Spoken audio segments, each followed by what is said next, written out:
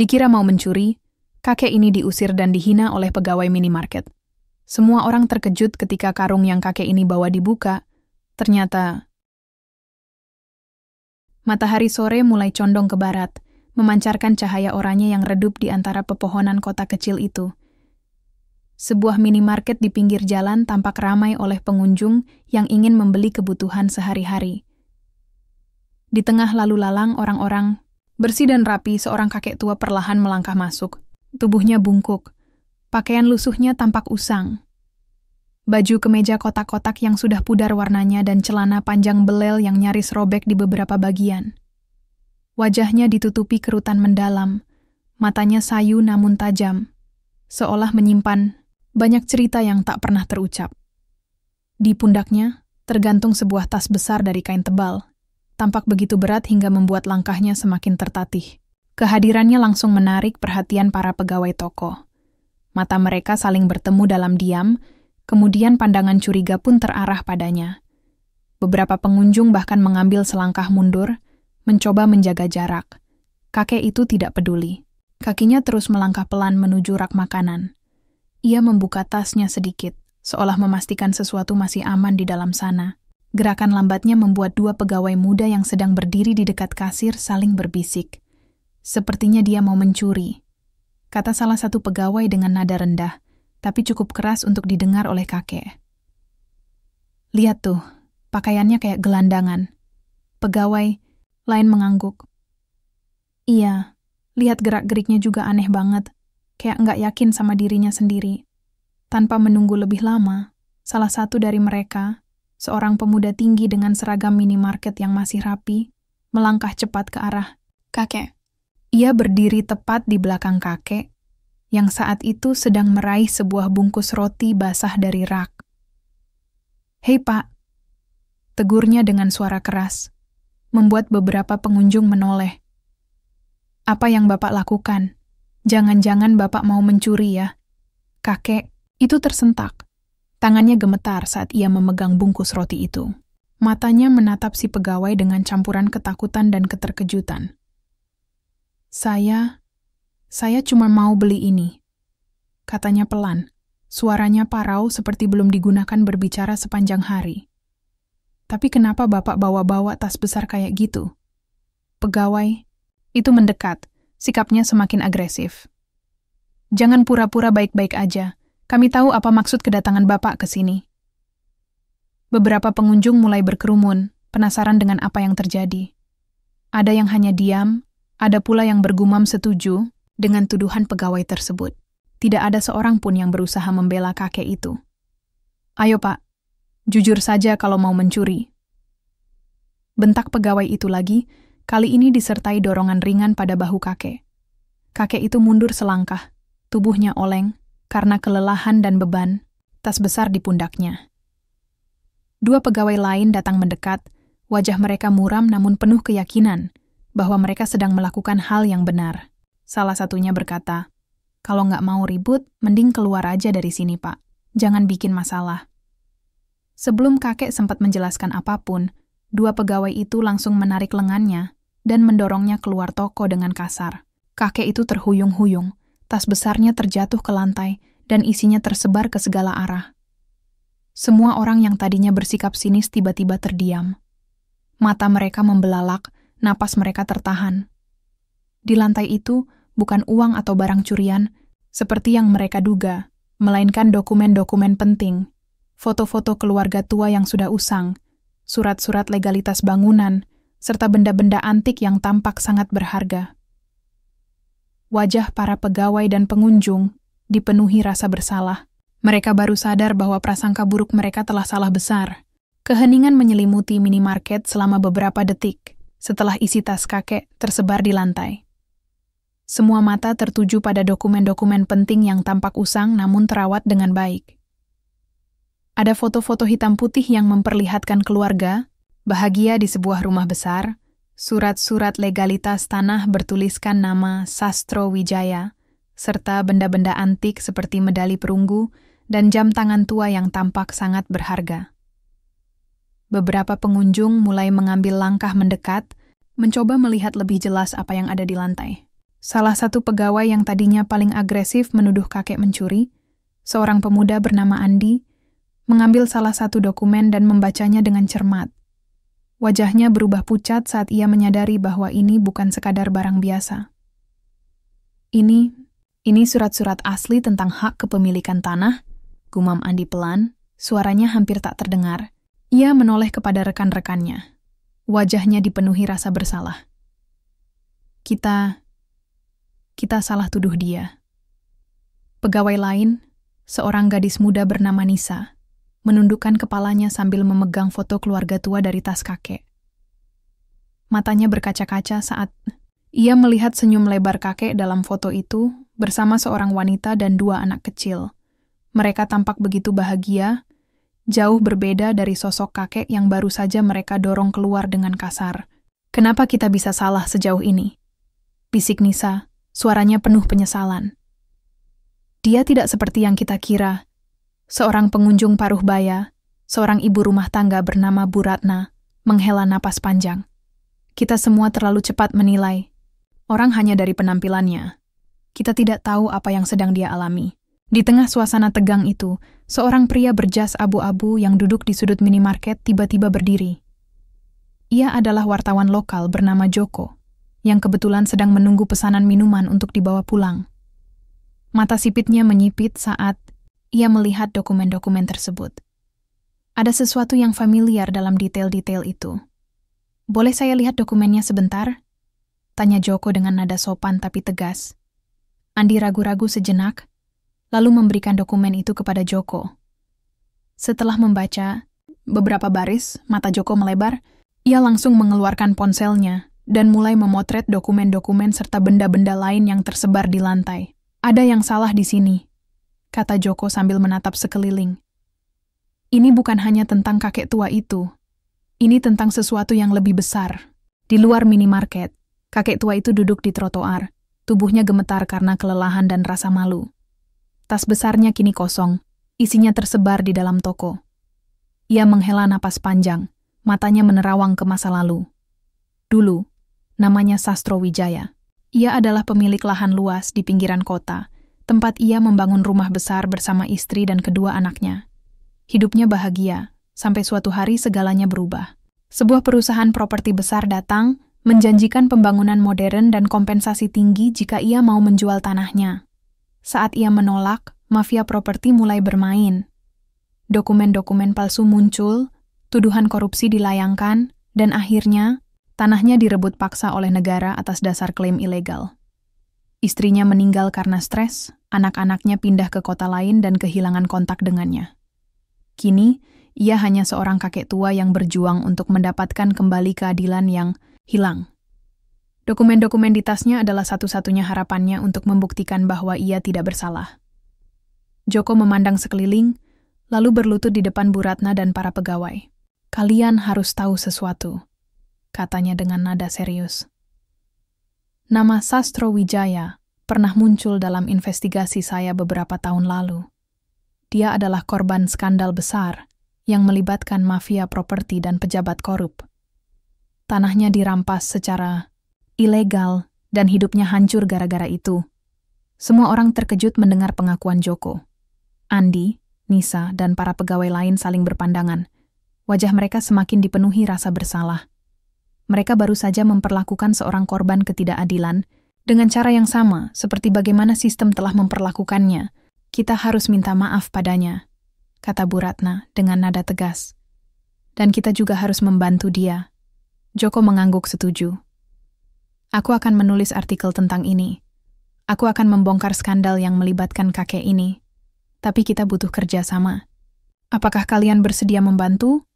Para pegawai saling berpandangan sejenak, lalu mengangguk pelan. Mereka tahu ini adalah kesempatan untuk menebus kesalahan mereka. Joko, wartawan lokal yang penuh semangat keadilan, segera memimpin langkah untuk membantu kakek tua. Ia meminta Andi dan Nisa, para pegawai minimarket yang merasa bersalah, untuk mencari tahu keberadaan Sastro Wijaya, nama asli kakek itu. Mereka menemukannya duduk di bangku halte bus tak jauh dari toko, wajahnya tertunduk lesu, tas besar tergeletak di sampingnya. "Maafkan kami, Pak," kata Andi dengan suara bergetar saat ia mendekat. Kami telah salah menilai Bapak. Kami ingin membantu. Sastro mengangkat kepalanya perlahan. Matanya redup namun penuh ketegaran. Apa yang bisa kalian bantu? Katanya pelan. Nada suaranya datar tapi menyiratkan luka mendalam. Joko maju selangkah, memperkenalkan dirinya sebagai wartawan investigasi. Pak Sastro, saya sudah mempelajari kasus Anda beberapa tahun lalu. Ini adalah kesempatan untuk membongkar kebenaran tentang apa yang terjadi pada tanah Anda. Tapi kita butuh bukti lebih banyak lagi. Apakah Anda masih memiliki dokumen lain selain yang ada di tas tadi?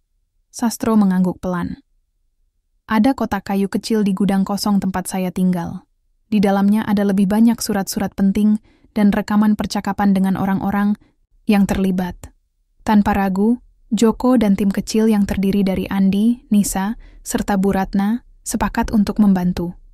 Mereka menuju gudang tua yang menjadi tempat tinggal sementara Sastro. Gudang itu gelap, lembab, dan dipenuhi barang-barang usang. Di sudut ruangan mereka menemukan kotak kayu yang dimaksud. Saat dibuka, isinya membuat mereka tercengang. Bukan hanya dokumen legalitas tanah, tetapi juga rekaman audio yang memuat percakapan antara pejabat korup dan mafia properti. Salah satu rekaman itu ternyata merekam percakapan rahasia antara direktur utama sebuah perusahaan properti besar dengan seorang pejabat tinggi. Dalam rekaman tersebut, sang direktur secara eksplisit mengakui bahwa mereka telah memalsukan dokumen kepemilikan tanah Sastro demi mengambil alih lahan tersebut. Mereka bahkan menyebut nama-nama penting lain yang terlibat, termasuk beberapa politisi dan pengusaha ternama. Namun, plot twist terbesar muncul ketika Joko menemukan sebuah foto lama di dasar kotak kayu. Foto itu memperlihatkan Sastro muda bersama seorang pria yang sangat mirip dengan direktur utama perusahaan properti itu. Setelah penelitian singkat, Joko sadar bahwa pria itu adalah kakak kandung Sastro, seseorang yang dulu dianggap hilang tanpa jejak. Fakta ini menambah lapisan baru pada konflik, bahwa pencurian tanah Sastro bukan hanya soal bisnis, tetapi juga balas dendam pribadi dari keluarga sendiri. Artikel pertama Joko tentang skandal ini langsung viral. Masyarakat ramai-ramai mendukung Sastro, menuntut keadilan atas ketidakadilan yang dialaminya. Namun, popularitas artikel itu juga menarik perhatian pihak-pihak yang tidak ingin kebenaran terungkap. Beberapa hari setelah artikel dipublikasikan, Joko mulai menerima ancaman melalui telepon dan pesan anonim. Beritahu kakek itu untuk berhenti mencari masalah kalau dia masih ingin hidup. Begitu bunyi salah satu pesan yang diterima Joko. Ancaman ini tidak hanya ditujukan kepada Joko, tetapi juga kepada para pegawai minimarket yang membantu Sastro. Andi dan Nisa ditemukan oleh dua pria misterius di luar rumah mereka, yang memberi peringatan agar mereka menjauh dari kasus ini. Sastro, yang awalnya pasrah pada nasib, mulai merasa geram. Ia menyadari bahwa meskipun dirinya hanyalah seorang kakek tua, ia harus melawan jika ingin memperbaiki hidupnya dan mencari keadilan bagi keluarganya yang telah hancur. Kalau mereka takut pada kita, berarti kita sedang berada di jalan yang benar, kata Sastro kepada Joko suatu malam. Kita harus terus maju, meskipun risikonya besar. Tim kecil itu mulai bekerja lebih keras. Joko menggunakan koneksi medianya untuk mengumpulkan informasi tambahan tentang perusahaan properti itu. Sementara itu, Andi dan Nisa membantu mencari saksi-saksi yang pernah bekerja sama dengan mafia properti tersebut. Salah satu mantan karyawan perusahaan itu akhirnya bersedia memberikan informasi rahasia tentang transaksi ilegal yang dilakukan bertahun-tahun lalu. Namun, semakin dekat mereka, dengan kebenarannya semakin besar ancaman yang mereka hadapi. Suatu malam, gudang tempat Sastro tinggal disatroni oleh orang-orang bersenjata. Beruntung, Joko dan Bu Ratna berhasil membawa Sastro ke tempat aman tepat sebelum serangan itu terjadi. Peristiwa ini menjadi titik balik. Mereka semua menyadari bahwa perjuangan ini tidak hanya tentang tanah, tetapi juga tentang melawan sistem yang korup dan kejam. Peristiwa penyerangan terhadap gudang Sastro menjadi titik balik yang memperkuat tekad tim kecil itu untuk melawan ketidakadilan. Joko, Andi, Nisa, Bu Ratna, dan Sastro sendiri mulai menyusun strategi lebih matang. Mereka tahu bahwa waktu mereka terbatas, Mafia properti pasti akan berusaha menghentikan mereka sebelum semua bukti dipublikasikan. Joko memutuskan untuk menemui mantan karyawan perusahaan properti itu secara langsung. Ia dibantu oleh Andi dan Nisa, yang meskipun masih takut, tetap bertekad membantu. Mantan karyawan itu, seorang pria paruh baya bernama Pak Budi, memberikan informasi penting tentang dokumen-dokumen rahasia yang disimpan di sebuah gudang penyimpanan milik perusahaan. Dokumen tersebut berisi catatan transaksi ilegal, termasuk transfer uang kepada pejabat korup. "Kita harus mendapatkan dokumen itu," kata Joko dengan nada tegas. "Tapi kita tidak bisa melakukannya sendiri. Kita butuh bantuan orang-orang yang bisa dipercaya. Sastro, meski sudah tua, bersikeras ikut serta dalam misi ini. Ini tanah saya, ini hidup saya. Kalau saya tidak melawan, lalu siapa lagi?" katanya dengan suara yang bergetar, namun penuh keyakinan. Dengan bantuan beberapa relawan dari komunitas lokal yang tergerak setelah membaca artikel Joko, mereka menyusun rencana untuk menyusup ke gudang penyimpanan pada malam hari. Operasi ini sangat berisiko, tapi mereka tahu bahwa ini adalah kesempatan terakhir untuk membongkar skandal besar ini. Malam itu, langit tertutup awan gelap, membuat suasana semakin mencekam. Tim kecil itu bergerak diam-diam menuju gudang penyimpanan yang terletak di pinggiran kota. Mereka membawa alat-alat sederhana seperti obeng, lampu senter, dan kamera untuk mendokumentasikan apapun yang mereka temukan. Saat mereka berhasil masuk, mereka menemukan ruangan yang penuh dengan kotak-kotak, dokumen. Joko dan Andi mulai memilah-milah dokumen tersebut, mencari yang relevan dengan kasus Sastro. Tiba-tiba, suara langkah kaki terdengar dari luar. Mereka langsung bersembunyi di balik rak-rak tinggi. Beberapa pria bersenjata masuk ke gudang, tampaknya sedang melakukan patroli rutin. Salah satu dari mereka berkata, "Pastikan tidak ada yang mencurigakan di sini.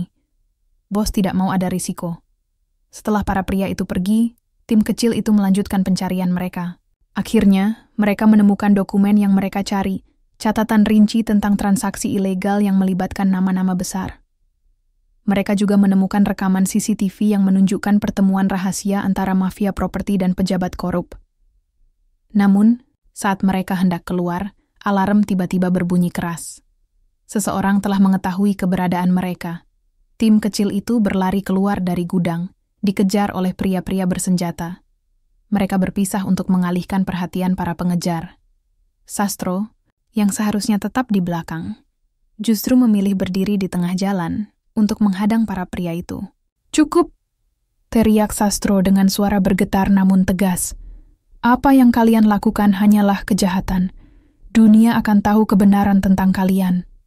Para pria itu terkejut melihat seorang kakek tua berdiri teguh di hadapan mereka. Salah satu dari mereka mencoba meraih Sastro, tetapi Joko dan anggota tim lainnya datang tepat waktu untuk menyelamatkannya. Dalam kekacauan itu, mereka berhasil melarikan diri dengan dokumen-dokumen penting. Esok harinya, Joko mempublikasikan artikel terbesarnya, lengkap dengan dokumen-dokumen dan rekaman yang mereka dapatkan. Artikel itu langsung menjadi viral, menyoroti skandal korupsi besar-besaran yang melibatkan mafia properti, pejabat tinggi, dan bahkan politisi ternama. Masyarakat marah, menuntut agar pelaku dihukum. Desakan publik membuat polisi dan lembaga anti korupsi turun tangan. Direktur utama perusahaan properti, pejabat korup, dan beberapa tokoh lainnya ditangkap. Tanah Sastro akhirnya dikembalikan kepadanya, meskipun sudah banyak berubah dari kondisi aslinya. Sastro berdiri di depan lahan yang dulunya adalah rumahnya. Matanya berkaca-kaca saat ia mengingat kenangan indah bersama istri dan anak-anaknya. Meski segalanya tidak bisa kembali seperti dulu, ia merasa lega karena kebenaran akhirnya terungkap. "Saya tidak melakukannya hanya untuk diri saya sendiri," kata Sastro kepada Joko dan tim kecilnya. "Saya melakukannya untuk semua orang yang pernah diperlakukan tidak adil. Semoga ini bisa menjadi pelajaran bagi mereka yang berkuasa." Beberapa bulan setelah skandal besar itu terungkap, kehidupan di kota kecil itu mulai berangsur pulih. Tanah milik Sastro yang telah direbut selama bertahun-tahun akhirnya dikembalikan padanya. Namun, alih-alih membangun kembali rumah besar seperti dulu, Sastro memutuskan untuk menjadikan lahan itu sesuatu yang lebih bermanfaat bagi masyarakat. Dengan bantuan komunitas lokal, tanah itu diubah menjadi taman kecil yang ramah anak. Sebuah tempat untuk keluarga-keluarga berkumpul, bermain, dan bersantai. Taman itu diberi nama Taman Keadilan, sebagai pengingat bahwa perjuangan melawan ketidakadilan bisa menghasilkan sesuatu yang indah. Setiap sore, anak-anak berlarian di halaman hijau, sementara orang dewasa duduk di bangku-bangku kayu, menikmati angin sejuk dan canda tawa. Di tengah taman, ada sebuah prasasti kecil yang bertuliskan, "Kebenaran mungkin tersembunyi, tapi ia selalu menemukan jalannya." Untuk semua orang yang pernah merasa tidak berdaya, jangan pernah berhenti berharap. Para pegawai minimarket yang dulunya begitu cepat menuduh Sastro mencuri, datang kepadanya untuk meminta maaf secara pribadi. Andi dan Nisa membawa karangan bunga kecil saat mereka bertemu Sastro di taman. Wajah mereka masih dipenuhi rasa bersalah, meski Sastro telah memberikan maaf sejak lama. "Terima kasih sudah mau memberi kami kesempatan untuk memperbaiki kesalahan kami, Pak," kata Andi dengan suara pelan. "Kami benar-benar menyesal." Sastro tersenyum lembut. Matanya menyiratkan kebijaksanaan seorang yang telah melalui banyak hal dalam hidup. Kita semua pernah membuat kesalahan. Yang penting adalah bagaimana kita belajar darinya. Kalian sudah membantu saya mendapatkan keadilan. Itu lebih dari cukup. Nisa mengangguk. Air mata membasahi pipinya. "Kami ingin terus membantu orang-orang seperti Bapak. Kami tidak akan lagi menilai seseorang hanya dari penampilannya." Bu Ratna, yang juga hadir di sana, menambahkan, "Taman ini bukan hanya simbol keadilan, tapi juga tentang bagaimana kita bisa saling mendukung." Terima kasih Pak Sastro atas pelajaran yang Bapak berikan kepada kami semua. Kisah Sastro dan perjuangannya menjadi inspirasi bagi banyak orang. Joko, wartawan yang pertama kali membongkar kasus ini, mendapat penghargaan atas investigasinya. Ia menggunakan momen itu untuk menyuarakan isu-isu ketidakadilan lainnya di masyarakat. Artikel-artikelnya mulai mengangkat kisah-kisah warga kecil yang diperlakukan tidak adil oleh sistem, memberi mereka platform untuk didengar. Di sekolah-sekolah lokal, kisah Sastro bahkan diajarkan sebagai pelajaran moral tentang pentingnya empati, keberanian, dan solidaritas. Para guru sering berkata kepada murid-murid mereka, "Jangan pernah meremehkan siapapun hanya karena penampilan atau status mereka. Setiap orang memiliki cerita yang tidak kita ketahui." Sastro sendiri memilih untuk hidup sederhana, tinggal di sebuah rumah kecil tak jauh dari taman. Meski tubuhnya semakin renta, matanya tetap berbinar setiap kali ia melihat anak-anak bermain di taman yang dibangunnya. Ia sering duduk di bangku favoritnya, mengamati dunia yang bergerak maju dengan harapan baru. Suatu hari, seorang anak kecil mendekatinya dengan rasa penasaran. "Kakek, kenapa taman ini dinamai Taman Keadilan?" tanyanya polos. Sastro tersenyum, lalu menjawab dengan nada lembut. "Karena dulu, kakek pernah kehilangan sesuatu yang sangat berharga, tapi kakek tidak menyerah. Kakek berjuang untuk mendapatkannya kembali. Dan sekarang, kakek ingin tempat ini menjadi simbol bahwa keadilan selalu bisa diperjuangkan, asalkan kita tidak menyerah." Anak itu mengangguk, meski tampak belum sepenuhnya memahami. Namun, di matanya, ada kilatan kekaguman terhadap sosok kakek tua itu. Matahari senja perlahan tenggelam di balik pepohonan, memancarkan cahaya oranye yang hangat. Sastro duduk di bangku taman, menatap langit yang semakin gelap. Ia tidak lagi merasa marah atau sedih. Hidupnya mungkin tidak sempurna, tapi ia telah menemukan kedamaian dalam perjuangannya. Kisah Sastro mengajarkan bahwa meskipun dunia seringkali tidak adil, kebenaran dan keadilan selalu bisa diperjuangkan.